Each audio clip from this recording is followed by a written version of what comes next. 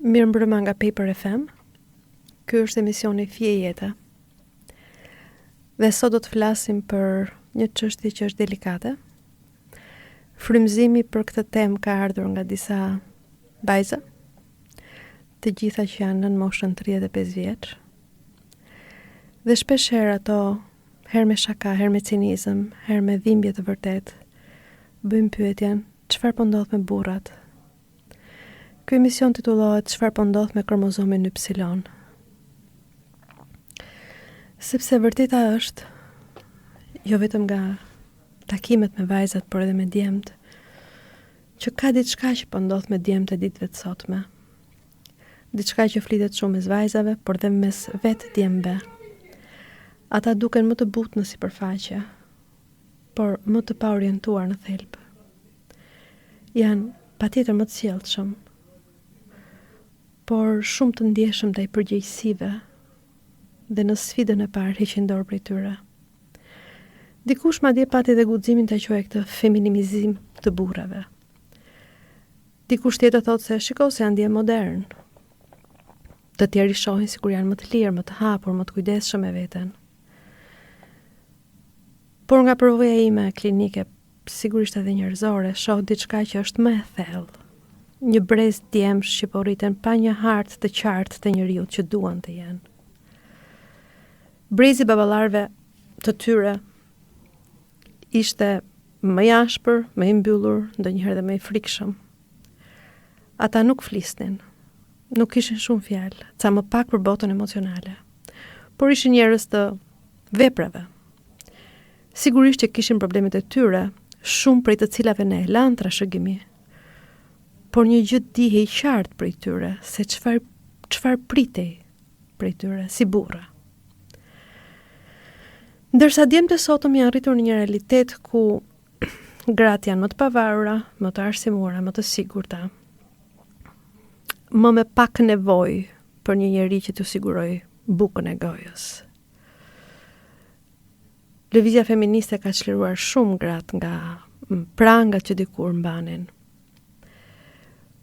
Por me një efekt ansor, kolateral, burrat kanë mbetur pa hartë, të pa orientuar se cili është roli i tyre dhe çfarë ata kanë nevojë, si ata duhet sillen. Shoqëria ka ndryshuar shumë më shpejt se sa djemt. Dhe kështu, gjendemi sot në një situatë ku djemt janë mes dy epokave. Asaj që konsideroj forca burrërore, po i përket botës së vjetër, dhe këtij kujdesi elegant, të butë që pritet nga djemtë e sotëm. Mes asaj që kanë trashëguar nevojën për të dominuar dhe pamundësisë për të qenë të barabartë. Mes pritshmërive të vjetra dhe identiteteve të reja ende të paformuara. Dhe në këtë vakum, trupi është bërë vendi ku ndërtohet burrëria. Jo familja, as komuniteti, as marrëdhënia, por trupi, pamja, pasqyra, filtri Instagramit. Kjo nuk është as naive, as e pafajshme, është një përpjekje për të gjetur identitet aty ku nuk ka më manuale apo udhërrëfyes. Ndaj në këto kohë dëgjojmë për djemë që u bëjnë botox testikujve, që vendosin filler në penis, që zbardhin anusin e tyre. Dëgjojmë për vajza që bëjnë ndërhyrje kirurgjikale ose dhe me lazer për të zbardhur buzët e vaginës, për të ngushtuar vaginën. Dhe gjithë të ndërhyrje për çfarë? Kujt i shërbejnë? Shohim djem të mirë në thelb, por të hutuar. Djem inteligjent, intelektualisht, por emocionalisht të parritur. Djem të aftë, por të lodhur nga një rol që nuk e kuptojnë dot. Ndërsa vajzat vazhdojnë presin burrin që nuk po ju vjen. Vajzat që e dinë se çfarë duan, por hasin djem që dinë vetëm çfarë duket mirë dhe kërkojnë vetëm estetikën. Botoksin në ball, ngritjen e mollzave, fryrjen e buzëve, ngushtimin e vaginës. E vërteta është që vajzat rriten pak më shpejt se djemt, edhe për shkak të gjithë ndryshimeve sociale janë më të rritura. Nuk është faj, është një kulturë që duket që ka humbur koordinatat. Një kulturë që i kërkon burrit të jetë edhe i fortë, po dhe i butë, i pavarur, po i kujdesshëm, emocional, por jo shumë. I hapur, por jo i brisht, i suksesshëm, i pushtetshëm, por jo dominues. Janë kërkesa pak që për djemt duken të pamundura për t'u arrirë. Ndaj unë sot do flas për burrat jo si problem, po dua të flas për një koncept që lidhet me burrërinë, që lidhet me tiparet që një djalë dëshiron të ketë, me tiparet që një vajzë do donte që partneri i saj të kishte në krah.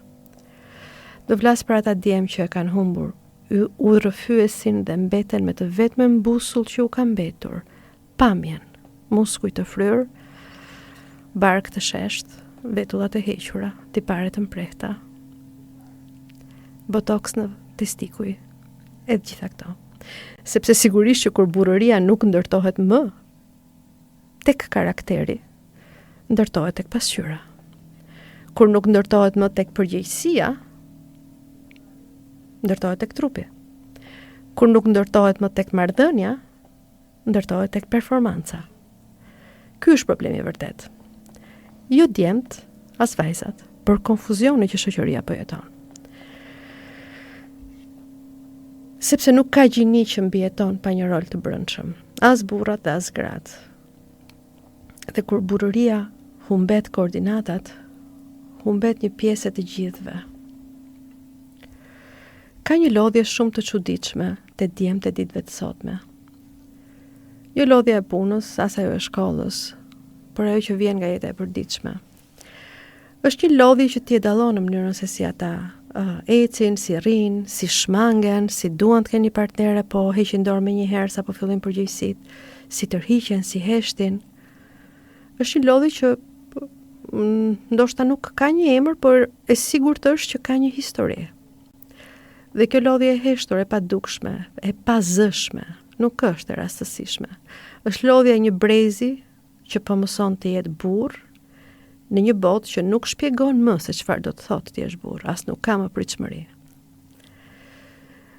Në klinik, më ka rastisur shpesh herë të kem përballë djem që janë të rritur, të sjellshëm, inteligjent, edhe të pasur po doni jo, por me një boshllëk të brendshëm që u merr frymën. Janë pa busull. Nuk kanë asnjë narrativ për të treguar. Është një frikë e heshtur se nuk është mjaftueshëm burr, jo në kuptimin e forcës, sepse fizikisht mund të jenë mjaft të fuqishëm, por në kuptimin e rolit. Njëri prej tyre, 27 vjeç, një ditë më tha: "Kam bërë shumë gjëra në jetë. Unë jam i Zotit në punë. Por jam i paqartë ç'a duhet të jem, se vajzat janë shumë sfiduese. Asgjë nuk u mjafton më atyre." Kjo fjalim më mbeti në mendje, sepse më duket sikur është një nga ato fjalit e sinqerta që përfaqëson një brez të tërë. Sepse për herë të parë në histori, burrëria nuk merret më si e mirëqen. Ajo duhet ndërtuar, sepse ajo që ka pas qenë dikur burrëri është shkrumuar. Ajo duhet zbuluar. Duhet përshtatur me yjesinë e ndryshimeve të reja. Dhe kjo është barë e madhe për djemt.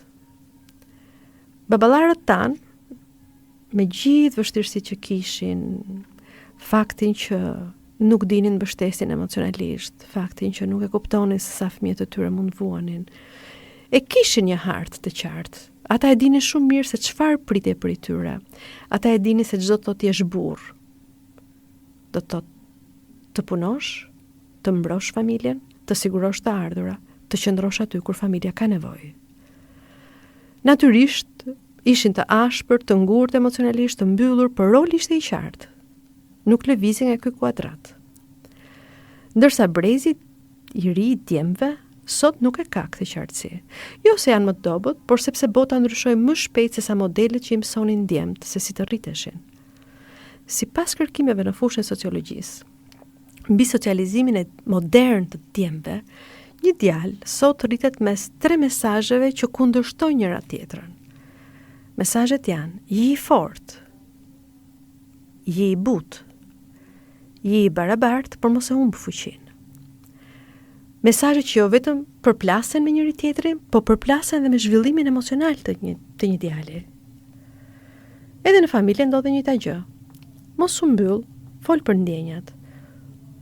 Ama roli i burrit në familje, i babait me cilin ky djalë është rritur, është i heshtur, është i pakomunikueshëm, është emocionalisht i mbyllur. Daja thot një gjë, xhaja një gjë tjetër, mësuesi një tjetër, filmat të japin një model tjetër, shkolla një model tjetër, partnerja të ofron një model tjetër. Dhe djalit i kërkohet t'i përpunojë të gjitha këto karakteristika dhe kontradita, karakteristika që kundërshtojnë njëra tjetrën, kriti vetëm. Dhe kultura ballkanike e shton këtë plagë, sepse këtu burëria është më së pari një rol publik, është performancë burërie në sy të të tjerëve, një status që duhet të mbahet, jo një identitet që duhet të ndërtohet. Në këtë kulturë një djalë duhet të jetë i fortë, i pavarur, i zoti, por askush nuk është aty për ta ndihmuar, për ta udhëzuar, për ta udhëhequr se si të shkojë drejt këtij identiteti. Në shumë familje baballarët kanë qenë fizikisht të pranishëm, por emocionalisht të paqasshëm, të pafrueshëm. Nënat kanë bërë dy fishin e punës duke u bërë edhe mbështetje dhe strukturë dhe stabilitet. Dhe djemt kanë mësuar vetëm që të presin ndoshta më shumë nga gratë dhe si të heshtin kur duan të përngjajnë baballarëve. Dhe ky është një boshllëk që e kanë trashëguar. Dhe ky boshllëk i lë djemt të rritur në trup, por jo brenda trupit. Kush janë ata në të vërtetë? Çfarë duan ata në të vërtetë? Dhe në terapi më beso Heidi e shoh shumë shpesh të gjë. Natyrisht nuk ka djalë që thotë unë jam i dobët. Dëgjoj fjalinë më njerëzore që mund të dëgjojmë është që nuk e di çfarë duhet të jem, nuk e di si duhet të jem. Dhe kjo fjali ka krizë të madhe, ka sinqeritet. Nga kjo paqartësi që fola deri tani, lindin simptomat që ne shohim vetëm në sipërfaqe, që janë shmange nga marrëdhëniet, nga përgjegjësia për marrëdhëniet, sepse ata marrëdhëniet i duan, afrohen, investohen fillimisht, po sa po marrëdhënia humbet ato fluturat në stomak dhe kthehet në normalitet, aty ku fillon përgjegjësia, aty ku fillojnë shenjat e para të burrërisë dhe të roleve të ndara, aty ata ikin mbi fokusim tek pamja, investimi jashtëzakonshëm për palestra, për skrotoksa, botoksa, frikë nga përgjegjësitë. Dhe tek brezi i ri vëre një ankth të jashtëzakonshëm nga intimiteti. Do të dal pak më vonë për rolin e pornografisë, në ankthin që shtuar për intimitetin. Dhe në vend të aftësisë për të qenë aty me dikë, për ta njohur dikë, për të lejuar të njihet, zgjedhin të performojnë, janë performues të jashtëzakonshëm. Nuk ka habi pse në këto vendet trendi ku njerëzit dalin tani rinia, qoftë ke Komuna e Parisit, qoftë në ke Arena, apo disa vende në blok. Shikon njerëz të palestruar, të tonifikuar, të lyer, të zbukuruar, me vetullat e hequra, me mollza të ngritura, vajza dhe djem. Dhe me buzëqeshje që s'ton asgjë. Çdo sjellje e djalit modern, që nga muskujt në Instagram, nga humori i lehtë, largimi i papritur, është simptome një roli të brendshëm të pashpjeguar. Studimet tregojnë të njëjtën gjë. Burëria sot, sipas studimeve, është një status i pasigurt, një rol që mund të humbas çdo moment, po u duk i pamjaftueshëm ose i gabuar.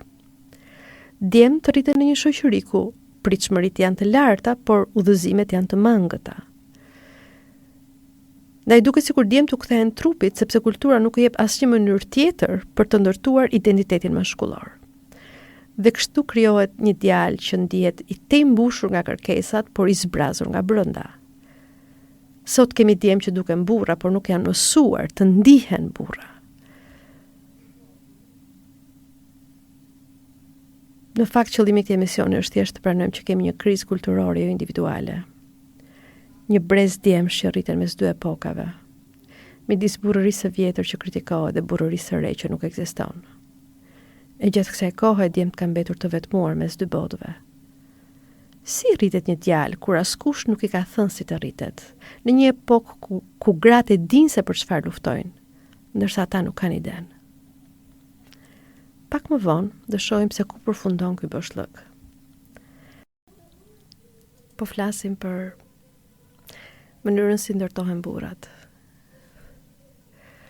Për ty që jenë makina apo që jenë në shtëpi duke dëgjuar.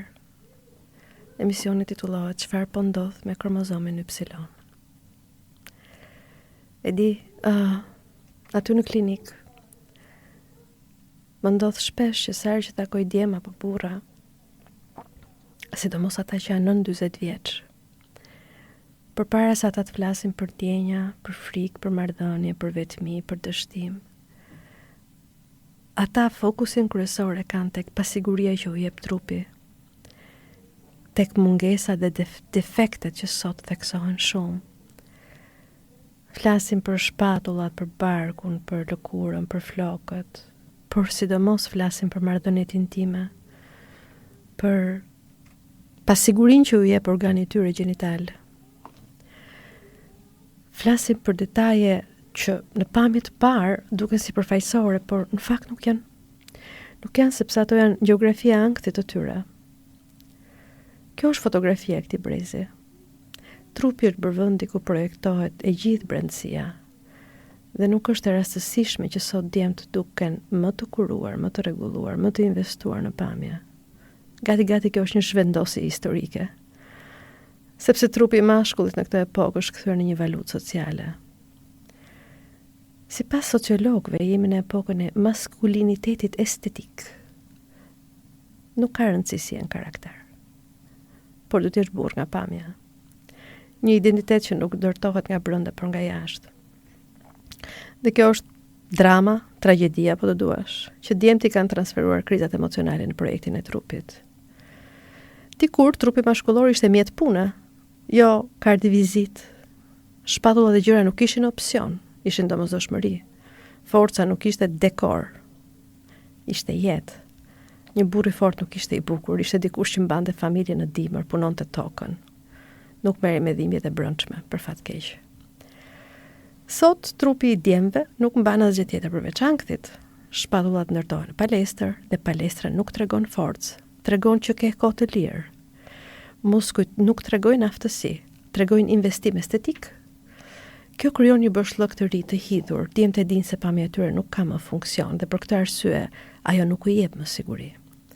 Një trup i mirë sot është si një foto e bukur që e sheh por nuk ndjen ndonjë gjë.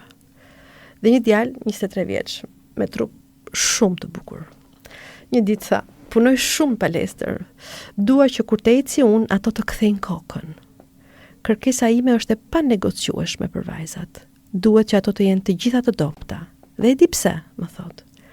Sepse vetëm kështu më duket që penisi im është më i madh. Me vajzat që janë të mbushura, më duket sikur penisi im është i vogël. Kaq. Çdo marrëdhënie ishte në funksion të madhësisë së penisit. Kjo është arsye pse frika mashkullore shpërthen në pyetje shumë të thjeshta, shumë fizike, por të sinqerta, po asnjëra prej tyre nuk flet për karakterin, po vetëm për performancën. Dhe pyetjet më tipike të tyre janë: si më sheh ajo? A e kam mjaftueshëm të madh? A ka një mënyrë si ta rregulloj? A dukem se i pornostari? A ma harrojnë ato kur ndahen nga unë? A eksitohet ajo nga trupi im kur zhvishem? A mjaftoj në seks? A jam normal? Si ta ndez më shumë atë? Si ta mbaj gjatë që të mos vimi një herë? Si të mos turpërohem kur penisi im nuk e kënaq atë? Si të mos dukem i dështuar? Të gjitha këto pyetje pas një përjashtim janë pyetje frike jo dëshire. Frika se nuk mjafton, frika se nuk është burr sa duhet, frika se nuk plotson standardin e ndërtuar nga pornografia. Instagrami, estetika e vajzave dhe kultura e të qenit i dukshëm, tejet i dukshëm. Disa sociologë kanë quajtur kriza e socializimit mashkullor. Djemt nuk janë më të formuar nga modele funksionale, por nga modele vizuale. Dhe këtu dalim ke një kapitull shumë i rëndësishëm. pornografia. Si pas shumë kërkimeve ndërkombëtare, pornografia, pra kur fëmijët përballen herët me pornografinë, dhe unë kam thënë në emisionet tjera që për fat keq, të paktën në Shqipëri dhe jo vetëm në Ballkan, fëmijët janë përballur shumë herët me pornografinë. Dhe si pas studimeve, pornografia e hershme është sot faktori më i fortë i shqetësimeve seksuale dhe trupore tek djemtë e rinj. Sepse pornografia nuk jep edukim seksual, jep skenografi, jep pozicione. I mëson ritme, forma, madhësi, performancë, po jo ndjenjë. I mëson se seksi është garë, jo kontakt. Se seksi është si të nënshtrosh gruan, atë që nuk e arrin dot në jetë, duhet ta nënshtrosh në shtratë. Se trupi është instrument, jo prani. I mëson se partnerja është sken, jo njeri. Sepse në atë mosh, ata fëmijë nuk e kuptojnë që pikërisht ata pornostarët e kanë bërë penisin me filler për të dukur i tillë, dhe kanë bërë testikujt me scrotox për të dukur aq të mëdhaja. Duke mos e ditur, ata kanë brëndësuar këtë imazh dhe e ndjekin verbërisht, duke menduar se burëria është një performancë pa gabime që zgjat në kohë që mund ta kontrollosh, pa ndalesa, pa dështime, pa hezitim. Por trupi njerëzor nuk ka performancë. Trupi njerëzor reagon ndryshe në ditë të ndryshme. Dhe reagimi është i sinqert. Nuk e rektohet me ankth, nuk funksionon me frikë, nuk ndizet me presion. Ndaj shumë djem sot dështojnë jo sepse nuk janë seksualisht të aftë, por sepse janë emocionalisht të frikësuar dhe përpiqen të krahasohen me pornostarët. Ndërkohë, norma shoqërore i lën djemtë edhe më të zhveshur. Sipas disa studimeve tjera të kryer në vitin 2025, pra në këtë vit, burëria sot është një status i rrezikuar. Humbet me një koment, një krahasim, me një dështim seksual, burri dhe djali ju hidhet në erë gjithçka që mund të kenë ndërtuar me mund. Sepse çdo gabim ata e shohin si një provë, jo si një karakteristikë njerëzore që në një moment je shumë mirë, në një moment tjetër jo, nuk je, dhe është okay të mos jesh. Është krejt normal të mos jesh. Kjo i bën djemtë të investojnë vetëm tek trupi, sepse nëse brëndësia nuk është e sigurt, të paktën ajo që duket të reflektojë siguri. Dhe ndoshta kjo është një nga arsyet pse trupi maskullor për herë të parë në historinë tonë ballkanike është bërë gati një projekt i përditshëm. Në një kulturë ku burëria shihet, vlerësohet, gjykohet të publik, trupi është karta e vetme e lojës. Dhe kur kjo kartë është vetëm dekor.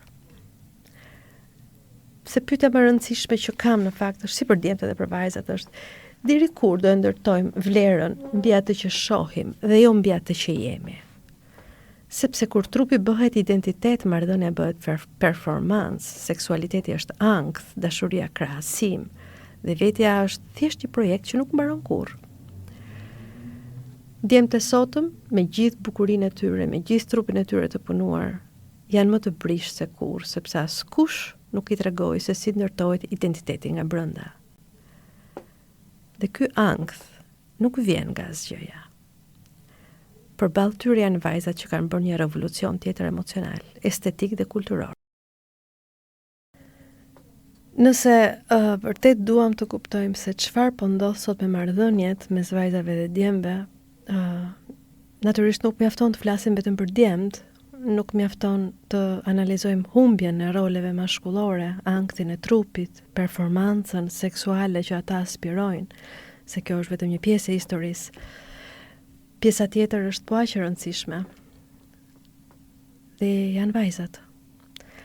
Sepse vajzat e ditëve të sotme nuk janë thjesht të rritura, janë rritur shumë shpejt, shumë më shpejt se sa djemtë, kanë marrë një energji të re nga lëvizjet feministe, nga vetbesimi, nga fjalori emocional, kultura që u ka thënë mos prit asnjëri, mos u var tek askush, ti mund t'ja dalësh vetë. Dhe shumë vajza e dalin vetë vërtet, janë shumë të pavarura, u shkolluan, u punësuan, kanë karrierë, u pavarësuan financiarisht, u poqën emocionalisht. Po bashkë me këtë zhvillim, shumë të bukur, sipas perspektivës time, erdhi te diçka e padukshme që ndoshta nuk u mendua.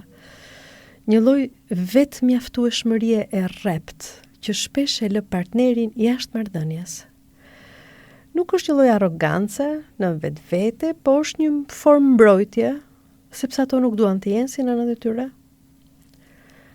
Vajzat e këtij brezi janë socializuar, veç zhvilluar në mënyrë të plotë. Identiteti i tyre është ndërtuar për t'i shpëtuar çdo lloj varësie, sidomos ajo që vjen nga burrat, sepse modelet e nënave të tyre kanë shërbyer që ato të frymëzohen për të qenë të pavarura dhe kundër varësisë. Por kur kjo bindje vjen dhe kthehet në stil jete dhe në mënyrë të ekzistuari, krijon një mur në marrëdhënie. Fjalit që dëgjoj shpesh nga gocat e zhvilluara që janë të pavarura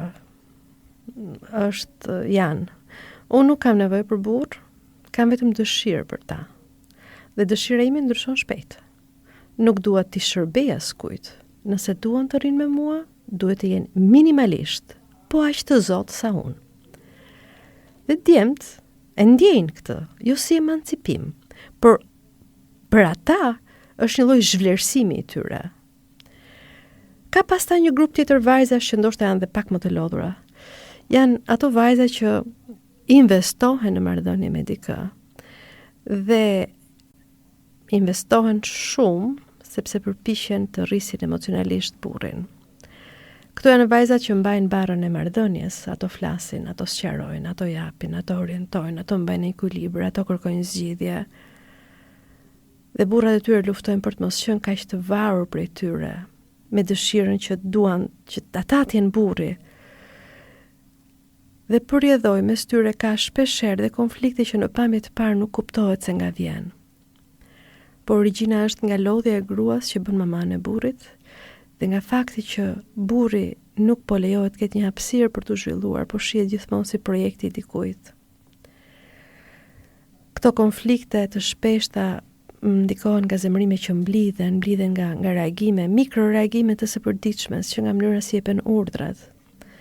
Studimet mbi normat gjinore tregojnë se shumë gra rrezikojnë të futet dhe janë futur në rolet nën partner, ku ato japin gjithë edukimin emocional që djemt për arsye të ndryshme nuk morën gjatë fëmirisë.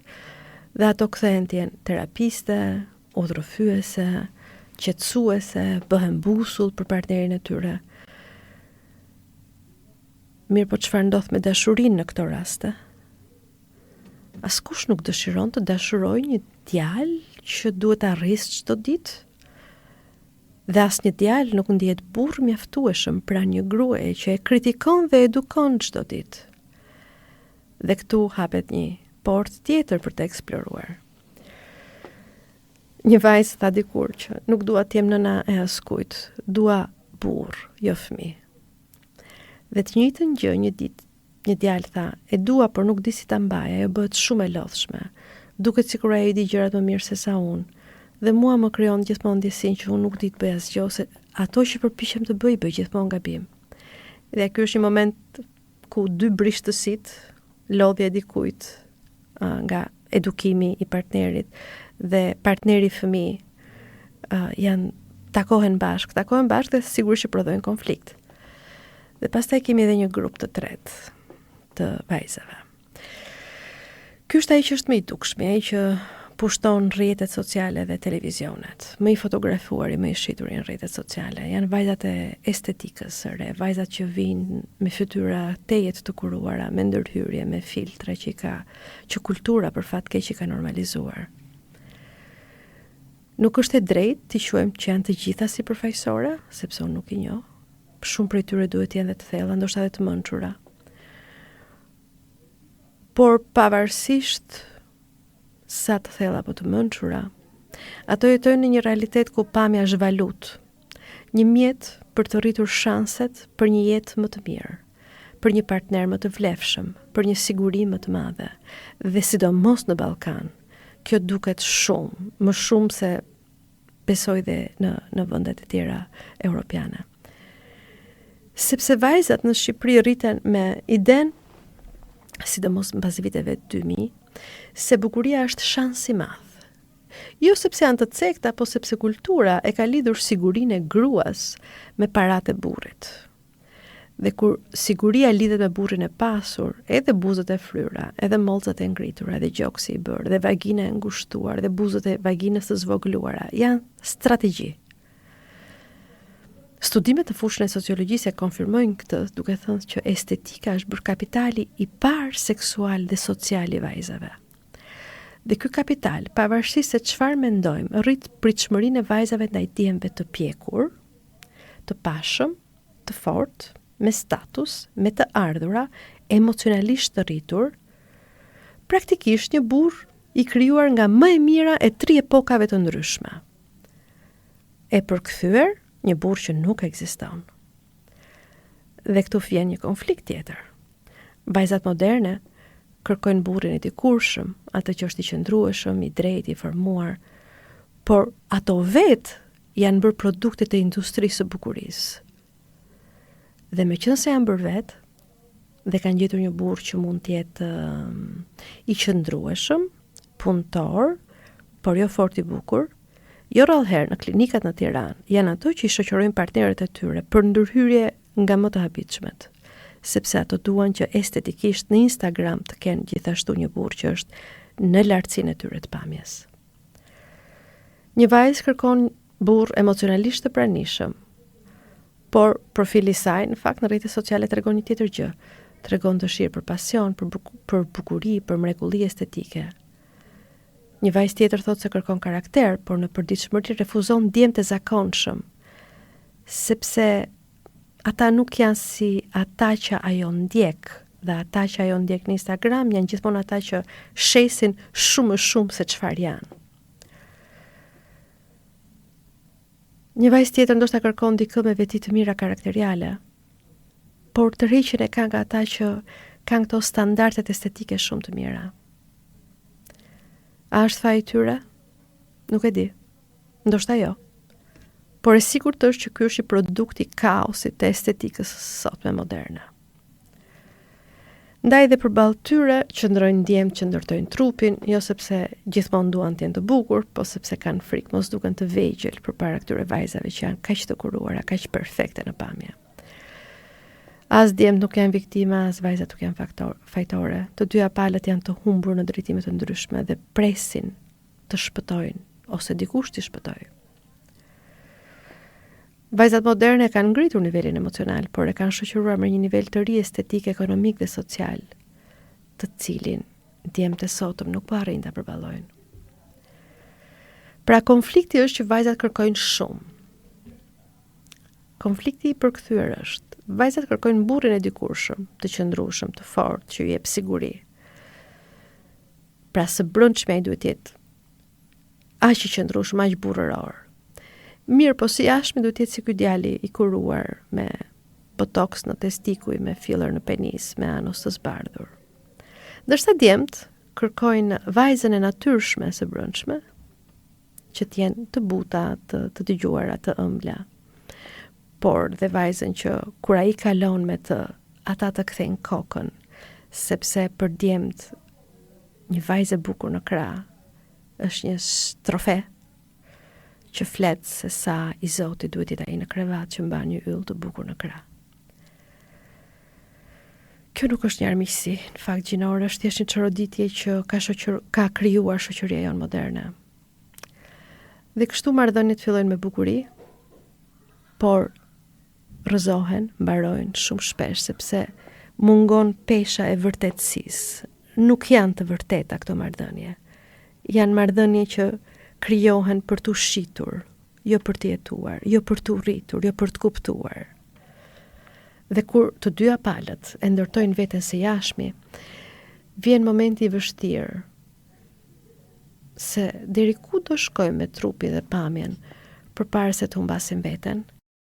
Ka një moment në punën që bëj me njerëzit ku kuptoj që shumica nuk vinë terapi sepse nuk janë të bukur, as sepse nuk janë të pjekur, por sepse janë të lodhur nga personazhe që mbajnë çdo ditë. Dhe është e çuditshme si kjo lodhje shfaqet gjithmonë në të njëjtin vend, në trup. Djemt flasin për muskuj, për madhësinë, për performancën seksuale. Vajzat për buzën, lëkurën, rinin që nuk duan të ikë, por të dyja palët po flasin për të njëjtën gjë. Frikën për të qenë të pamjaftueshëm në sytë e tjetrit. Dhe kjo është frika moderne, një frikë e lidhur me një botë ku njeriu nuk vlerësohet më për karakterin, por për imazhin që projekton. Një djalë 29 vjeç tha që rri 2 orë në palestër që tregoj se jam i fuqishëm. Ndërsa një vajzë thot, na duhet ta ruajmë rinin sepse ata vetëm pamjen duan nga ne. Këto janë gjëra që duket sikur ndonjëherë vlerësohen më shumë se karakteri. Të dy flasin për një boshllëk. Të dyja palët harrojnë që tërheqja e vërtet nuk vjen nga imazhi perfekt, por nga njeriu, nga historitë personale, nga dhimbjet personale, nga hormonet, nga tiparet aq të veçanta, ndoshta edhe ndonjëherë nga defektet e tjetrit. Kjo është tërheqja e vërtet. Nuk është foto e Instagramit që tërheq. Këto projektet moderne, si lidhen njerëzit, shkojnë kundër asaj që është kaq njerëzore. Nëse dikur trupi i mashkullit dhe i femrës kishin funksione të ndryshme, ai mbante familjen, ai urriste fëmijët, sot janë kthyer të dy trupat në mjet e marketingu. Nuk ka të bëjë më me biologjinë, as me kapacitetin e punës, as me identitetet funksionale. Është strategji optike, si ti jesh më konkurrues në një treg ku njeriu është bërë produkt. Sociologët gjithashtu pohojnë se kur nuk ekzistojnë më role të qarta, njerëzit kapen mbas imazhit. Pra kur burëria nuk ka strukturë të brendshme, ndërtohet me muskuj. Kur feminiliteti nuk ka qartësi emocionale, ndërtohet me estetik. Dhe kjo është arsyeja pse ka djemë sot që bëjmë botox në testikuj dhe ndërhyrje që në vetvete duken qesharake, ndoshta, por që ka një të vërtet të hidhur. Kur burëria humbet koordinatat, seksi kthehet në provim dhe organi gjenital bëhet si vi. Pashtu, ka vajza që fillojnë ndërhyrjet që në moshën 18 vjeç ose më pak, jo sepse duan të duken më të bukura, sepse koncepti i bukurisë edhe ndryshon, por sepse kultura ka mbjellë idenë që ka partnerin e duhur sa je e re edhe e bukur. Kjo kulturë në fakt është edhe i gjysheve, po ato refuzojnë ta pranojnë. Një mesazh që vjen nga mjedisi social, mediat, ato që konsiderohen histori suksesi, janë fotot me filtra. Kultura jo nuk do që vajzat të duken të lodhura, as që djemt të duken të dobët, ndaj të dyja palët modifikohen, për të mbijetuar në tregun e ndjenjave që është bërë shumë më brutal se në kohën e prindërve tanë. Problemi nuk është ndërhyrja, sepse natyrisht që mund të ketë njerëz që kanë nevojë edhe për ndërhyrje estetike. Problemi është arsyeja. Pse e bën atë që bën? Sipas një sociologu, njerëzit fillojnë të punojnë me trupin kur nuk përballojnë dot të punojnë me brendësinë. Trupi është më i thjeshtë, trupi ka rregulla të qarta. Ka rezultate, ka disiplinë, plagët emocionale, zhvillimi emocional dhe mendja është më e vështirë për të kuptuar. Kur një djalë nuk di si të menaxhojë presionin të qenit i duhur, ai merret me trupin jo se ka qef trupin, po sepse i trëmbet të merret me shpirtin. Kur një vajzë nuk di si ta qetësojë ankthin e vetmisë, ajo merret me fytyrën, jo se është aq e apasionuar mbas bukurisë, po sepse e tremb ideja që mund të jetë pamjaftueshme për sytë e djemve. Pra djemt ndërhyjnë në trup se kanë frikë mos duken të vegjël, vajzat ndërhyjnë në fytyrë se kanë frikë mos duken të padëshirueshme. Të dy kanë frikë, thjesht në mënyra të ndryshme. Dhe sa për pornografin, sa herë që flasim për të, duke sigur është problemi i djemve, por në fakt është po aq edhe problemi i vajzave. Pornografia ka bërë burërin performancë, Instagrami ka bërë feminilitetin dekor, dhe në këtë simbios të tmerrshme kulturore të dyja gjinit, janë rritur duke menduar se vlera varet nga ajo si dukesh, jo si je. Sipas studimeve të tjera, sa më shumë identiteti i mashkullit mbështetet tek performanca seksuale, aq më i madh është ankthi. Aq më e ulët është aftësia për të krijuar intimitet. Aq më e lartë është shmangja e ndjenjave. Dhe njëjta gjë ndodh edhe me vajzat. Sa më shumë identiteti i tyre mbështetet tek pamja, aq më e dobët është aftësia për t'u ndjerë e mjaftueshme në lidhje të vërteta. pra trupi të dyve bëhet streha ku fshejnë brishtësinë dhe nuk din si ta menaxhojnë. Dhe këtu ka një moment cinik, hajde. Njerëzit rregullojnë dhe thonë të kishtave të këmbëve, po duash, por nuk rregullojnë mënyrën se si flasin me njëri tjetrin. Rregullojnë qepallat, mollxat, por nuk rregullojnë sjelljen. Modifikojnë dhe tonifikojnë barkun, por nuk rregullojnë zemrën. Ndërhyjnë nëpër organe gjinitale, por nuk merren me vetminë. Duket sikur gjithë trupi po përmirësohet, ndërsa njeriu brenda tij po tretet. Sipas disa studiuesve, shoqëria moderne ka krijuar idenë e burrërisë si status i brisht, dhe njerëzit që përmirësojnë trupin për të ruajtur statusin humbasin forcën emocionale që u nevojitet për marrëdhënien.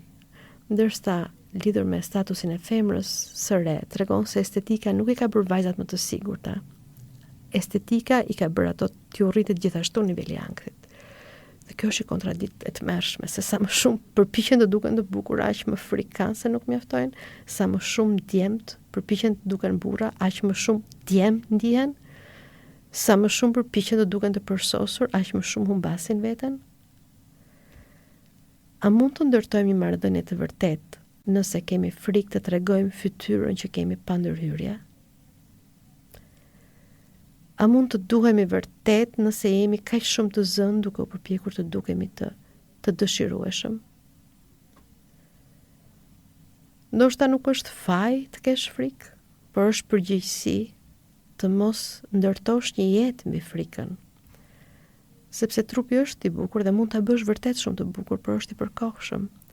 Estetika është e këndshme, por e pangopur, gjithmonë do dalë diçka e re.